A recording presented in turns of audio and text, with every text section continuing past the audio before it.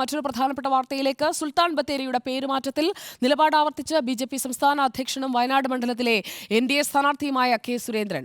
ബത്തേരിയുടെ പഴയ പേര് ഗണപതി വട്ടമാണെന്ന് സുരേന്ദ്രൻ ആവർത്തിച്ചു. അധിനിവേശ ശക്തികളാണ് സുൽത്താൻ ബത്തേരി എന്ന പേര് നൽകിയതെന്നും സുരേന്ദ്രൻ പറഞ്ഞു. ബി.ജെ.പി. സംസ്ഥാന അധ്യക്ഷൻ കെ. സുരേന്ദ്രൻ ഇപ്പോൾ റിപ്പോർട്ടിനൊപ്പം ചേരുകയാണ്. സുരേന്ദ്രേട്ട, വയനാട്ടിൽ സജീവമായി കഴിഞ്ഞു. തീർച്ചയായിട്ടും നല്ല പ്രചാരണമാണ്, നല്ല റെസ്പോൺസാണ് ജനങ്ങൾക്കിടയിൽ നിന്ന്. രാഹുൽ ഗാന്ധിയുടെ വഞ്ചന ശരിക്കും ജനങ്ങൾക്ക് മനസ്സിലായിട്ടുണ്ട്. സ്ട്രേറ്റ് ആയിട്ടൊരു ചോദ്യം ചോദിച്ചേക്കാം. നേരത്തെ ഉണ്ടായിരുന്ന 8% വോട്ടിൽ നിന്ന് എവിടേക്കായിരിക്കും ചെന്ന് ജയിക്കുന്നതിൽ കുറഞ്ഞ ഒരു കാര്യവും ചർച്ചയെ തന്നെയില്ല, വിജയിക്കാൻ തന്നെയുള്ള പോരാട്ടം. ഇന്നിപ്പോൾ ആനിരാജ പറയുകയുണ്ടായി, കോൺഗ്രസിന് നിൽക്കണമെങ്കിൽ, കൂടെ നിൽക്കണമെങ്കിൽ സ്വാഭാവികമായിട്ട് ഇടതുപക്ഷം വേണമെന്നുള്ള ഒരു കാര്യം അവർ പറയുകയുണ്ടായി. ഞാനും അത് തന്നെയാണ് പറയുന്നത്. അവർ രണ്ടും ഒന്നിച്ച് തന്നെയാണല്ലോ നിൽക്കുന്നത്. അനിരാജയുടെ ഭർത്താവ് പറയുന്നു ഇദ്ദേഹത്തെ പ്രധാനമന്ത്രിയാക്കണമെന്ന്, ഭാര്യ അത് പറയുന്നു അദ്ദേഹത്തെ തോൽപ്പിക്കണം. എന്താണ് ഈ രാഷ്ട്രീയം? അതുകൊണ്ട് ജനങ്ങൾക്ക് ഇതെല്ലാം അറിയാം, ഇവരെ എല്ലാ തട്ടിപ്പ് സംഘങ്ങളാണെന്നുള്ളത്. ഇനിയിപ്പം മണ്ഡലങ്ങൾ 3 മണ്ഡലങ്ങളാണല്ലോ വയനാട്ടിലുള്ളത്. ഗണപതി വട്ടം എന്ന് പറഞ്ഞിട്ടൊരു മണ്ഡലം വരും. ഗണപതി വട്ടം എന്നാണെന്ന് അതിൻ്റെ പേര്. സുൽത്താൻ വന്നിട്ട് എത്ര കാലമായി? എന്താ അയാളുടെ സംഭാവന? കുറേ ഹിന്ദുക്കളെയും ക്രിസ്ത്യാനികളെയും കൊന്നു, മതം മാറ്റി, കുറേ അമ്പലങ്ങളും പള്ളികളും തകർത്തു. വേറെന്താ പറയും? ഈ കാലങ്ങളായിട്ടുള്ള ആ പേരുമാറ്റത്തിൻ്റെ ഒരു അനിവാര്യതയാണോ അത്? അല്ല, അത് തന്നെയാണെന്ന് പേര്. ഇപ്പൊ തിരുവനന്തപുരം എന്താണ്?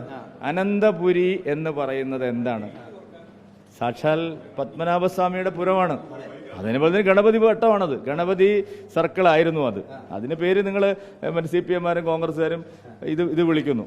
പക്ഷേ സുരേന്ദ്രേട്ട ഇപ്പോൾ മത്സരിക്കാൻ വന്നപ്പോഴാണല്ലോ ഗണപതി വട്ടം എന്ന പേര് പറഞ്ഞിട്ടുണ്ട്. അല്ല, പ്രമോദ് മഹാജൻ തന്നെ പറഞ്ഞിട്ടുണ്ട്.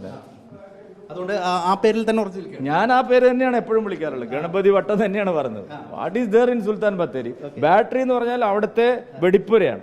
അതായത് അവരുടെ യുദ്ധക്കോപ്പുകൾ, വെടിക്കോപ്പുകൾ കൊണ്ടുവച്ച സ്ഥലം. അതായത് നമ്മളെ നശിപ്പിക്കാൻ വന്ന ഒരാളുടെ യുദ്ധമുറിയെ അല്ലെങ്കിൽ വെടിക്കോപ്പുകൾ കൊണ്ടുവച്ച സ്ഥലത്തിന് നമ്മൾ പേരായിട്ട് കൊണ്ടുനടക്കുന്നു. അപമാനമല്ലേ അത്? ഞങ്ങൾ ആ അപമാനത്തിൽ വിശ്വസിക്കുന്നില്ല. മറ്റൊരു കാര്യം കൂടി ചോദിച്ച് ഞാൻ അവസാനിപ്പിക്കാം. ഇപ്പോൾ തെരഞ്ഞെടുപ്പിനിടയ്ക്ക് പല വിധത്തിലുള്ള പാനൂർ ഉൾപ്പെടെയുള്ള സംഭവങ്ങൾ വരുന്നു. നേതാക്കൾക്കെതിരെ തടയുന്ന സാഹചര്യം ഉൾപ്പെടെ ഉണ്ടാകുന്നു. അതിനൊക്കെ എങ്ങനെയാണ് പ്രതിരോധിക്കുന്നത്? ഫാസിസം എന്ന് വലിയ വായിൽ പറയുകയും എതിർ സ്ഥാനാർത്ഥികളെ, പ്രത്യേകിച്ച് ബി.ജെ.പി.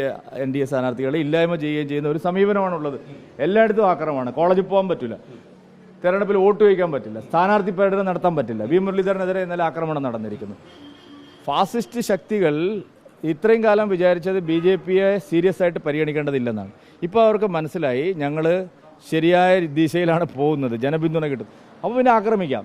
അതിലൊന്നും ഓടുന്നവരല്ല. ഇപ്പോൾ പാനൂർ ബോംബ് സ്ഫോടനത്തിൻ്റെ റിമാൻഡ് റിപ്പോർട്ട് തന്നെ പറയുന്നു ബി.ജെ.പി. RSS നേതാക്കളെ വകവരുത്താനാണ്. നോക്കാം. ഇനിയിപ്പോൾ 2 ആഴ്ച കൂടിയേ സമയമുള്ളൂ. ലാസ്റ്റ് ഞാൻ ഒന്നുകൂടി ചോദിക്കണം, എത്ര വിജയത്തിൽ കുറഞ്ഞ ഒന്നുമില്ല. ഡബിൾ ഡിജിറ്റ് എന്ന് മോദി പറഞ്ഞിട്ടുണ്ടെങ്കിൽ അതിനപ്പുറത്തേക്ക് ഒന്നും തന്നെയില്ല. അതിനുവേണ്ടിയുള്ള പരിശ്രമമാണ്. വലിയ ശുഭപ്രതീക്ഷയിൽ തന്നെയാണ് ബി.ജെ.പി. സംസ്ഥാന അധ്യക്ഷൻ ഇപ്പോഴുമുള്ളത്. പ്രചാരണ പ്രവർത്തനങ്ങൾ തുടരുകയുമാണ്. മഹേഷ് ബാലുശ്ശേരിക്കൊപ്പം reporter Deepak Malayamma in reporter, Kozhikode. Deepak Malayamma നമുക്കൊപ്പം തത്സമയം ചേരുകയാണ്. ദീപക് മലയമ്മ, ഈ സുൽത്താൻ ബത്തേരി എന്ന സ്ഥലത്തൊരു ഗണപതി ക്ഷേത്രമുണ്ട്. അത് നൂറ്റാണ്ടുകളുടെ പഴക്കമുള്ളതാണ്, പണ്ടേ ഉള്ളതാണ്. അപ്പോൾ ടിപ്പുവും ഹൈദരാലിയും ഒക്കെ പടയോട്ടം നടത്തിയ സമയത്തുണ്ടായിരുന്ന ആ ക്ഷേത്രത്തിന് അതിനുശേഷം വന്ന ആയുധപുര, അത് ബാറ്ററി. അപ്പോൾ ആ സുൽത്താൻസ് ബാറ്ററി സുൽത്താൻ ബത്തേരി ആകുന്നു. അതെന്തിനാണ് നിലനിർത്തുന്നത്? ഗണപതി ക്ഷേത്രം ഇരുന്ന പഴയ ഗണപതി വട്ടം പോരെ എന്ന് വളരെ നിഷ്കളങ്കമായി തന്നെ ചോദിക്കുകയാണ് കെ. സുരേന്ദ്രൻ. അവിടെയുള്ള നാട്ടുകാരുമായി ചോദിക്കുമ്പോൾ ആദ്യത്തെ പേര് ഏതാണ്? ശരിക്കും നമുക്ക് മനസ്സിലായത് എന്താണ് ദീപക്? സുജയ, കുറേ നാളുകളായിട്ട് സുൽത്താൻ ബത്തേരിയാണ് ആ സ്ഥലപ്പേര്. പക്ഷേ അതിന് മുൻപ് ഭൂതകാലത്തിൽ അത്തരത്തിൽ പല പേരുകളും പിന്നീട് മാറി വന്ന സാഹചര്യമൊക്കെ ഉണ്ടല്ലോ. അങ്ങനെ ഗണപതി വട്ടം എന്ന് പറയുന്ന പേര് രേഖകളിലൊക്കെ, പഴയ ഭൂരേഖകളിലൊക്കെ ഉണ്ട് എന്നുള്ളൊരു യാഥാർത്ഥ്യമാണ്.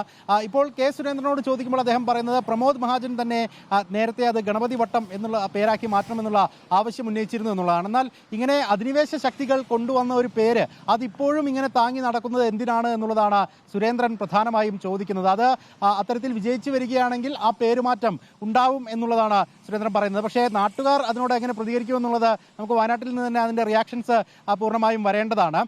ഇതിൽ അദ്ദേഹം പറയുന്നത് നേരത്തെ തന്നെ ക്ഷേത്രധ്വംസനങ്ങളും ഒപ്പം തന്നെ മതപരിവർത്തനവും ഒക്കെ നടത്തിയിട്ടാണ് സുൽത്താൻ ഇതുവഴി കടന്നുപോയിട്ടുള്ളത്. അങ്ങനെ ഒരാൾ വെച്ചിരിക്കുന്ന പേര് എന്തിന് നമ്മൾ കൊണ്ടു നടക്കണമെന്നുള്ള ചോദ്യം വളരെ നിഷ്കളങ്കമായി ചോദിക്കുന്നു. പക്ഷേ അതിൽ മറ്റു പല താല്പര്യങ്ങളും സ്വാഭാവികമായും രാഷ്ട്രീയമായി ഉന്നയിക്കുന്നതിൽ ഉണ്ട് എന്ന കാര്യത്തിൽ തർക്കമില്ല. LDF-നെയും ഒപ്പം തന്നെ UDF-നെയും അധിനിവേശ ശക്തികൾ അവരാണ് ഇതിനെ ഇപ്പോഴും പിന്താങ്ങുന്നത്, അവരാണ് ഈ പേര് നിലനിർത്തണമെന്ന് ആവശ്യപ്പെടുന്നത് എന്നുള്ളത് കൂടി സുരേന്ദ്രൻ പറയുകയും ചെയ്യുന്നുണ്ട്. എന്തായാലും 3 മണ്ഡലങ്ങളാണ് വയനാട്ടിലുള്ളത്, മാനന്തവാടിയും ബത്തേരിയും ഒപ്പം തന്നെ കൽപ്പറ്റയും. അതിൽ ഒരു മണ്ഡലം ഇനി വരുന്ന ഭാവിയിൽ അത് ഗണപതി വട്ടമാകുമോ എന്നുള്ളതാണ് നമുക്ക് അറിയേണ്ടത്. നിലവിൽ IC ബാലകൃഷ്ണൻ MLA പ്രതിദാനം ചെയ്യുന്ന ബത്തേരി മണ്ഡലത്തെ ഗണപതി വട്ടം മണ്ഡലമാക്കി മാറ്റി. അങ്ങനെ അവിടെ ഒരു MLA വരുന്ന ഘട്ടത്തിൽ ഞാൻ ഗണപതി വട്ടം മണ്ഡലത്തിലെ MLA ആണ് എന്ന് അവർ പറയുന്ന ഒരു സാഹചര്യമൊക്കെ വരുമോ എന്നുള്ളത് കണ്ടറിയുകയും വേണം സുജയ. ഓക്കെ, ഏതായാലും അതിലൊരു പ്രതികരണം നമുക്കിന്ന് എടുക്കാം. നമുക്ക് വൈകുന്നേരം ആകുമ്പോഴേക്കും വളരെ വൈബായിട്ടുള്ള ഒരു പ്രതികരണം കൊടുക്കുകയും ചെയ്യാം. ഗണപതി വെട്ടം വേണോ ബത്തേരി വേണോ? ദീപക് വന്ന് അവിടെ ഇറങ്ങി മൊത്തത്തിൽ അവിടുത്തെ നാട്ടുകാരുടെ ഒരു പ്രതികരണം എന്താണ്, അതോടൊപ്പം തന്നെ ആ ക്ഷേത്രത്തിന് എത്ര പഴക്കമുണ്ട്, അതൊക്കെ അറിഞ്ഞ് നമുക്ക് എന്താണ് അതിൻ്റെ ഒരു കെ സുരേന്ദ്രൻ പറഞ്ഞതിൽ നിർത്തണ്ട, അതിന് പിന്നിലേക്ക് നമുക്ക് വന്ന് അന്വേഷിച്ചു പോകാം. Thank you Deepak Malayamma.